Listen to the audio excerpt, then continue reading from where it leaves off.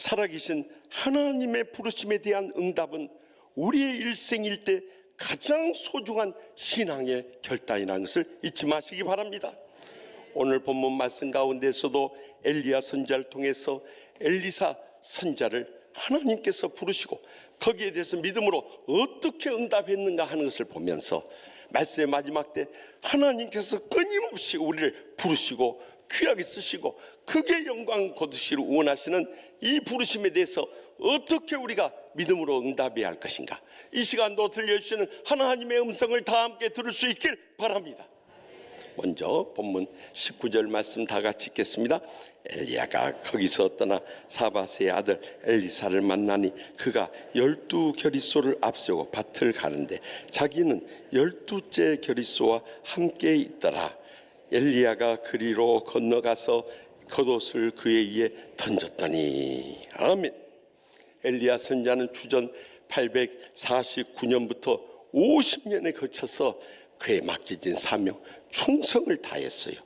오직 하면은 그가 로뎀나무 아래에서 하나님의 영혼육의 치유를 받고 세임을 얻어서 40주화를 달려서 호렙산에 이르게 되고 그곳에서 그의 마지막 사명에 대한 부르심을 받고 응답하고요, 이제는 호렙산에서 저기 남쪽 갈릴리 호수 남쪽 약 34km 떨어진 아벨 무올라로 갔어요. 이 거리는 750km니까 이 서울에서 부산까지가 325km니까요 왕복하고도 100km가 더 넘는 곳인데, 이 성지는 얼마나 무더운 날씨인지 모릅니다. 그것도 사막길입니다.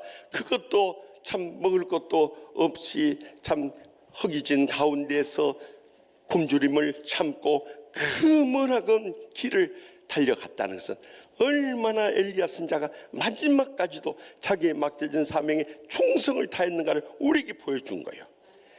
그곳 아벨 무올라에 가서 보니까 엘리사가 12겨릿소, 다시 말하면 한 겨리가 한 쌍 2마리를 말하니까 24마리의 소가 2마리를 한 쌍으로 해서 밭을 갈고 있었는데요, 보통 농부들은 한 겨릿소, 다시 말하면 한 쌍의 소를 가지고 이 밭을 간 경우가 대부분이었는데 여기는 12겨릿소를 가지고 있었음에 보면은 엘리사가 참 부유한 사람이라는 것을 알 수 있어요. 그런데도 그가 그 정도 부유했으면 종들을 시켜서 얼마인지 밭을 갈 수 있는데 그는 12번째 겨릿소를 가지고 밭을 갈고 있음에 통해서 우리는 엘리사가 얼마나 겸손하게 낮아져서 맡겨진 사명에 충성을 다하고 있었는가를 보여주고 있는 거예요. 그때 충성스러운 엘리야 선지자가 이 충성스러운 엘리사에게 가서 겉옷을 펴주세요. 이 겉옷은 당시 선지자들의 그 영적 권위를 상징하는 그 옷을 입혀줌으로 인해 가지고 그에게 선지자의 후계 구도가 이루어졌음을 보여주고 있는 거예요. 우리가 여기서 발견해야 할 중요한 사실은 하나님께서는요, 구약 성경이나 신약 성경이나 말세의 마지막 때도 마찬가지 착하고 충성된 종을 부르셔서 마지막 때 크게 쓰시고 기뻐 받으신다는 사실이에요. 그런데 반대로 악하고 게으른 종들은 절대 하나님이 크게 복을 주시지 않고 크게 쓰지도 않고 크게 영광도 거둘 수가 없는 것입니다. 그래서 마태복음 25장 26절과 30절에 악하고 게으른 종아, 나는 심지 않은 데서 거두고 해치지 않은 데서, 다시 말하면 흩어지지 않은 데서 모으는 줄로 내가 알았느냐. 이 무익한 종을 바깥 어두운 데 내어 쫓으라. 거기서 슬피 울며 이를 갈리라 하고 경고하고 있지 않습니까? 여러분, 우리가 주님의 심판대 앞에서만 이 악하고 게으른 종을 심판하시는 게 아니에요. 이 땅에 사는 동안에도 악하고 게으른 종들은 하나님이 결단코 쓰지 않는다는 걸 기억할 때 우리의 남은 생애를 어떻게 하나님께 응답해야 할 것인가 답이 나오는 거예요. 그래서 우리가 무슨 일을 맡든지 그것이 크든지 작든지 상관이 없어요. 남이 알아주든지 말든지 그것도 상관없어요. 남들이 발목 잡든지 말든지 그것도 상관없어요. 남들이 우리에게 상처를 주고 우리에게 시험에 빠뜨린지 않든지 그것도 상관이 없어요. 맡은 자에게 구할 것은 충성임을 기억하며 우리의 맡겨진 사명에 충성만 다할 수 있길 바랍니다. 그러면 하나님은 분명히 살아계시기 때문에 우리를 다 불꽃 같은 눈으로 지켜보고 계세요. 우리의 심령 패부까지 다 꿰뚫고 계세요. 그리고 우리의 착하고 충성된 이 삶에 대해서 하늘의 상과 이 땅의 복으로 틀림없이 갚아 주시는 것입니다. 계속해서 본문 20절 말씀 다 같이 읽겠습니다. 그가 소를 버리고 엘리야에게로 달려가서 이르되 청하건대 나를 내 부모와 입맞추게 하소서. 그리한 후에 내가 당신을 따르리이다. 엘리야가 그에게 이르되 돌아가라. 내가 내게 어떻게 행하였느냐 하리라 하며 엘리야 선지자가 자신의 겉옷을 자신에게 던져 입힐 때 하나님의 부르심을 확신하고요, 자기가 이 몰던 소를 버리고 엘리야 선지자에게 달려갑니다. 그리고 엘리야 선지자의 뒤를 따르기 위해서 저희 부모님과 작별하게 인사를 하게 해 주십시오. 그리고 엘리야 선지자님을 따르겠습니다. 이렇게 이야기합니다. 여러분, 그러할 때 예수님께서 누가복음 9장에서 보면은요, 그 제자들을 따르게 할 때 내 가족을 작별하게 허락하소서 하니까 예수님께서 거절했어요. 손에 쟁기를 잡고 뒤를 돌아보는 자는 하나님의 나라에 합당하지 아니하니라고 거절해 버리셨어요. 또 마태복음 8장에서도 내 아버지를 장사하고 나서 주님을 따르게 해주십시오 하고 부탁하자 죽은 자들이 그들의 죽은 자들을 장사하게 하고 너는 나를 따르라 하고 거절해 버렸어요. 그런데 예수님께서 거절하시는데 왜 엘리야 선지자는 허락하느냐? 그러면 이 신약과 구약이 다른 말씀인가? 그걸 가지고 지난 한 주간 몸부림치면서 기도했어요. 주님, 왜 앞뒤가 다릅니까? 왜 예수님은 매몰차게 거절했는데 엘리야 선지자는 허락합니까? 제가 기도하는 가운데 성령의 정광석화 같은 은혜를 받게 됐어요. 그것은 예수님을 따르고자 왔던 사람들은 예수님보다 사랑하는 가족이나 또한 자기의 속한 것에 대해서 더 마음이 나누어져 있었던 거예요. 그러나 엘리사 선지자는 전적으로 주님을 따르겠다는 믿음으로 결단하였던 것을 엘리야 선지자가 분별했기 때문에 부모님께 작별 인사하고 와서 따르라. 그러나 내가 어떻게 행했는지, 다시 말하면 너를 선지자로 불렀다는 것을 잊지 않겠지 하고 떠나보내도록 했다는 것을 우리가 분별할 수 있길 바랍니다. 우리도 하나님의 부르심을 받을 때 우리의 사랑하는 가족들이 먼저 걸림이 될 수 있어요.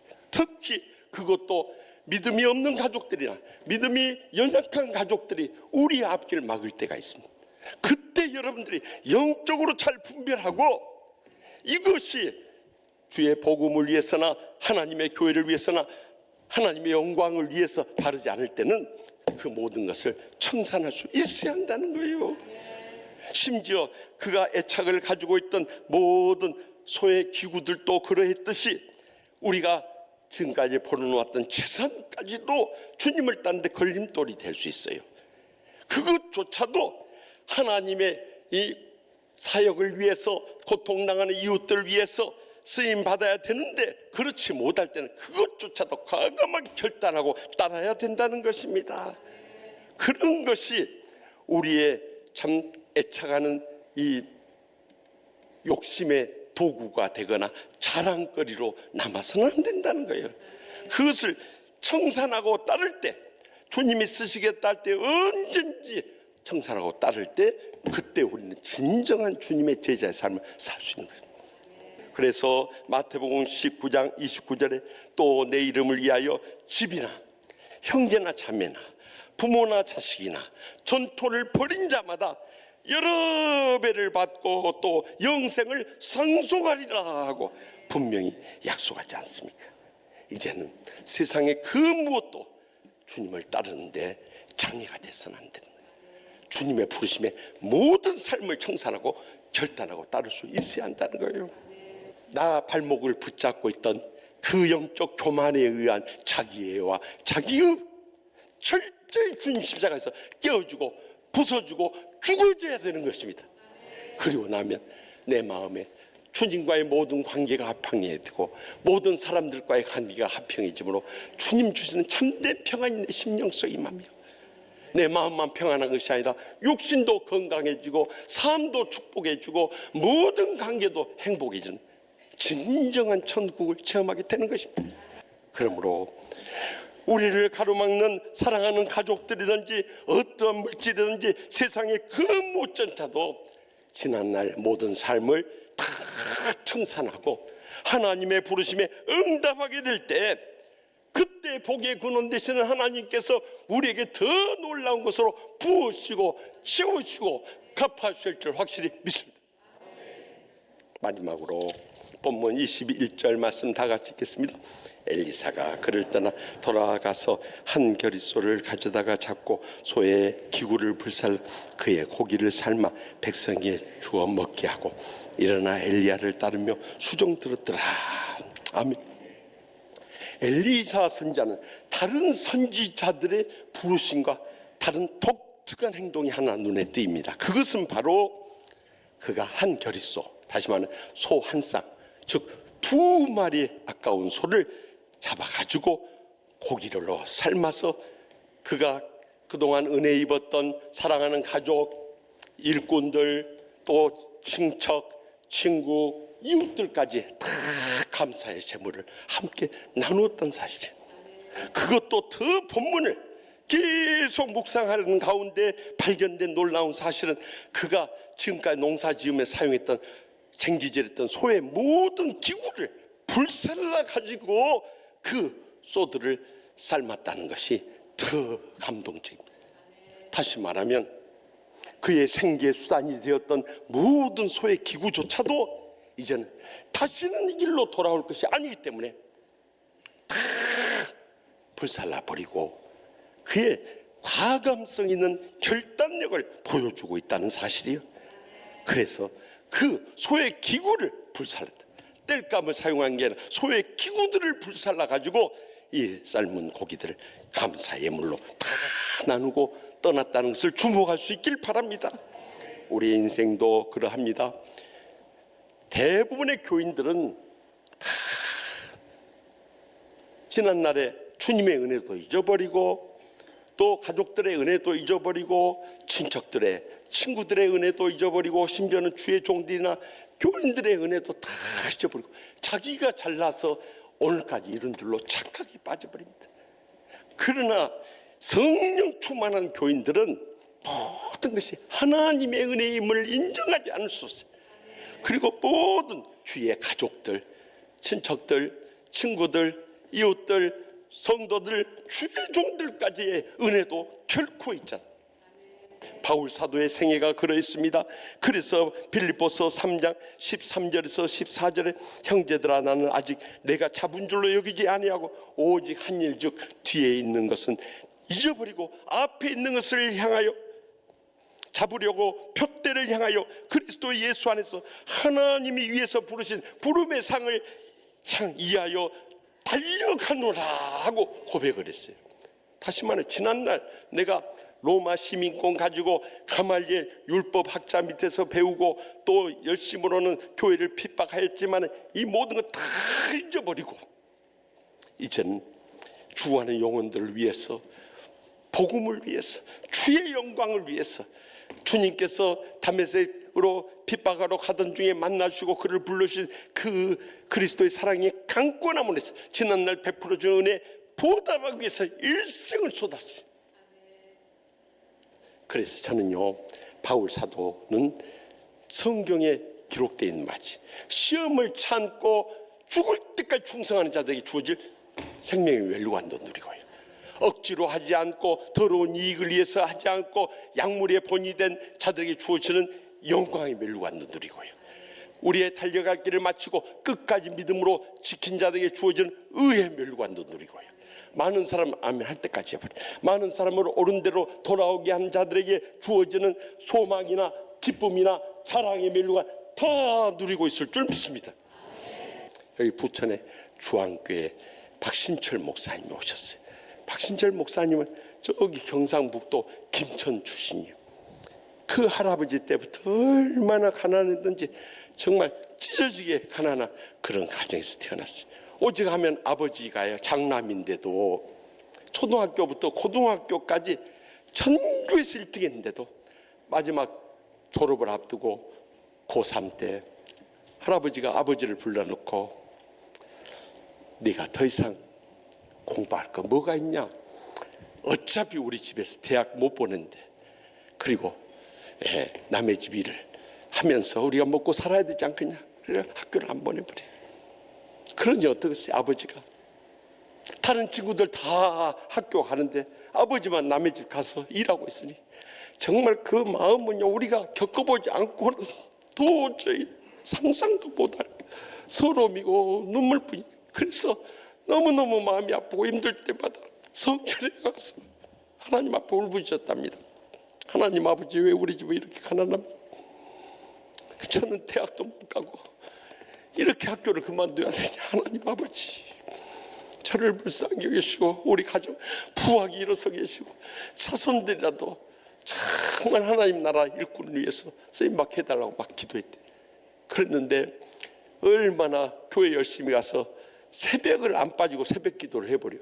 학창시절에. 뿐만 아니라 사람들만 만나면 전도해가지고 그 고향 마을이 100가구 된다요. 근데 99%, 99가구를 다 아버지가 전도를 해버린 거예요. 그러자 이 교회, 시골교회 목사님이 너 같은 애가 신학 가서 공부해야 한다, 목사 돼야 한다고 신학대학 가라고 그러더래. 그래서 아버지가 다시 한번 사정했대. 아버지, 저 신학대학 가게 해주세요. 거기는 원서만 내면 된다는데 가게 해주세요. 그랬더니 안 된다고. 네가 벌어와야지. 네가 안 벌면 누가 벌겠냐. 결국 그 꿈마저도 좌절돼. 그래서 아버지의 평생의 소원은 신학 공부하는 것이었고, 또 그것이 좌절되자 첫 번째 낳은 장남인 박신철 목사님 낳았을 때 너는 이제 하나님 앞에 바친 아들이라. 그래, 딴 데 갈 생각 하지 말고 신학대학교 가야 한다. 처음부터 자기는 목사 되기로 작정되어서 낳은 아들이었대. 그래서 항상 아버지가 그렇게 고민해서 자기는 결국 김천에서 고등학교 졸업하고 장로의 신학대학 갔어요. 그렇게 교육전도사, 전임전도사, 부목사 생활 훈련 받다가 내가 이 복음의 열정을 가지고 어떻게 충성 다하기 위해서는 개척을 해야겠다. 그런데 34살 전물 나이에 어디서 개척을 시켜주냐 말이야. 어디 담임 목사를 뽑냐 이 말이야. 그런데 마치 부천의 참된교회 박창환 목사님이 이 부목사들을 해가지고 개척을 5, 60개를 개척한 목사님이세요. 그래서 그 목사님 밑에 가서 나 개척해야겠다 생각하고 3년 후에 개척시켜준다고 해서 들어갔더니 너는 3년까지 기다릴 거 없다. 1년 후에 너 개척 나가라 그러더래. 그래서 3천만 원 용자해주고 교인들 한 30여 명 보내가지고 저기 부천 소사동에다가 24평 상가 빌려가지고 개척을 시작했다. 그런데 전에 부목사로 일할 때하고는 완전히 상황이 다르더래. 1년이 지나고 2년이 지나도 교회가 끄떡을 안 해. 부흥하지 않아. 더욱이 3년째 되었을 때 왔던 교인들 다시 본교회로 다 돌아가 버리고 IMF까지 터졌는데 그때부터 이 목사님이 매어달려 부르짖기 시작했다. 밤을 지새면서 하나님 아버지, 저에게도 부흥을 주세요. 저에게도 하나님의 축복을 주세요. 저도 능력 있게 쓰임 받게 해주세요. 막 부르짖는데 하나님의 응답이 어떻게 오냐면요, 그 친구 목사님 부목사를 있다고 교회 사임하고 개척하겠다고 나 도와주라고 찾아왔더래. 내가 지금 월세도 못 내고 있는데 어떻게 도와주냐 이 말이요. 그래서 우리 부천 참된교회 박창환 목사님 찾아가자고 갔더니 박창환 목사님이 화를 냈습니다. 정 답답하면 네가 개척해 주라. 나하고 아무 상관없는 그 사람은 내가 왜 개척해 주냐. 그 말을 듣고 돌아오면서 안 하면 말지 왜 개척교회 하는 나보고 네가 개척해 주라 그랬지. 그래가지고 오히려 무거운 짐을 지고 와서 새벽마다 하나님 아버지 벼룩에 간을 빼먹지. 내가 지금 개척교회 이것도 문 닫을까 말까 하고 있는데 네가 개척해 주라. 이게 말이 됩니까? 그런데도 성령님의 음성은 네가 개척해 주라 소리가 사흘 동안 끊이지 않더래. 그래서 주일날 교인들을 모아가지고요. 교인들 해봐야 남자 집사 4사람 모아놓고 새벽마다 기도하는데 친구 목사 옷 딱 한 뒤로 네가 개척해 주라고 주님께서 하시는데 어떻게 하면 좋겠습니까? 그것이 주님의 음성 아닙니까? 개척해 줍시다 그러대. 그런데 목사보다 믿음이 더 좋아버려. 아니 우리 교회가 이렇게 어려운 판인데 어떻게 개척하냐. 지금까지 적금 모아놓은 거 2천만 원 깨고 2천만 원 용자 받아가지고 도와줍시다 그러더래. 그래서 교인들이 도와주자니까 그렇게 개척을 해줬대요. 그리고 앰프 시설이 안 돼. 앰프 시설 살 돈이 없다고 또 자기가 가지고 있는 앰프를 띄워다 갖다 줬다네요. 세상에 이런 일이 어디 있냐 이 말이요. 그런데 거기서부터 하나님의 축복의 문이 열렸잖아.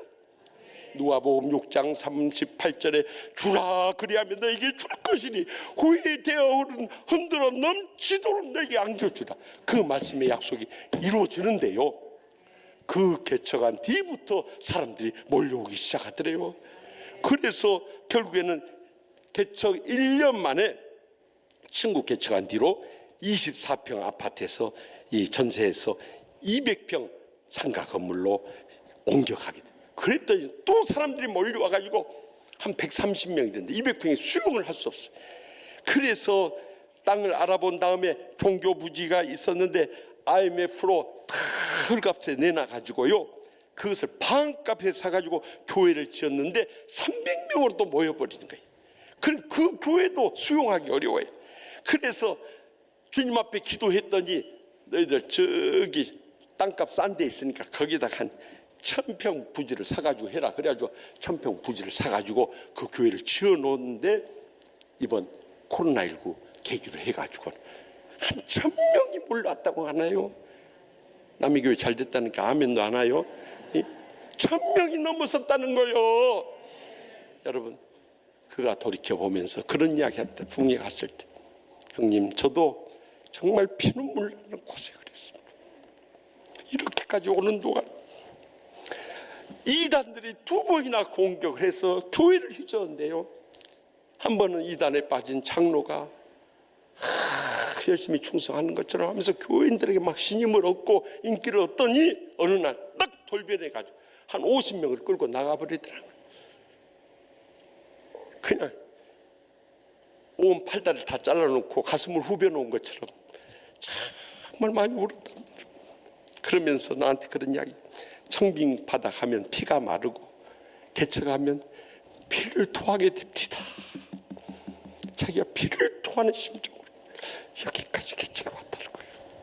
그런데도 그때만 내가 살아날 수 있었던 것은 새벽이나 밤이나 주의 제단에 가서 엎드려서 눈물로 울부짖었다는 거예요. 근데 하나님이 나를 불쌍히 여겨주셔서 이런 기적적인 복을 내려주셨습니다. 돌이켜보면 모든 삶역에서 하나님의 큰 선을 이루었던 것입니다. 그래서 저는 저의 지나간 개척 생활을 돌이켜보면 한마디로 하나님의 은혜였습니다 하고 눈물을 적시는 거예요.